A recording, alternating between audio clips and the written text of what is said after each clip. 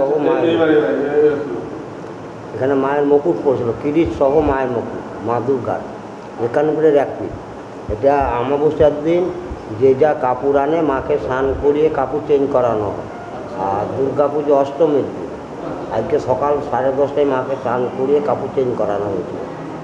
আর এইখানে 107টা শিব মন্দির ছিল, সব ধ্বংসর পথে।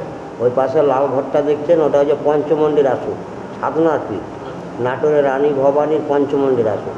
রামকৃষ্ণ এখানে সিদ্ধি লাভ করতে এসেছিল, ওখানেও সিদ্ধি লাভ করতে হয়নি, সিদ্ধি লাভ করছে নাটোরে, বাংলাদেশে। আর পৌষ মাসে শনি মঙ্গলবারে মেলা হয়, পৌষ মাসে। আর আরেকটা মন্দির আছে গুপ্ত মন্দির, প্রাইমারি স্কুলের পাশে, মায়েরই একটা অংশ। গুপ্ত মন্দির প্রাইমারি স্কুলের পাশে, মায়েরই একটা অংশ। আসুন এই সাইড আসুন, এখানে মায়ের মুকুট সহ কপাল পড়েছে। আর লালবাগের মির্জাফর হয়তো নাম শুনেছেন, ওই মির্জাফরে যখন কুষ্ঠ হয় এখানকার চাঞ্জাল পুষ্প হলে মুক্ত হয়েছিল। যে কালী সামনে দেখবেন পুষ্কুনি আছে, ওই পুষ্কুনিটা পূর্ব পশ্চিম সংস্কার করে দিয়েছিল মির্জাফর।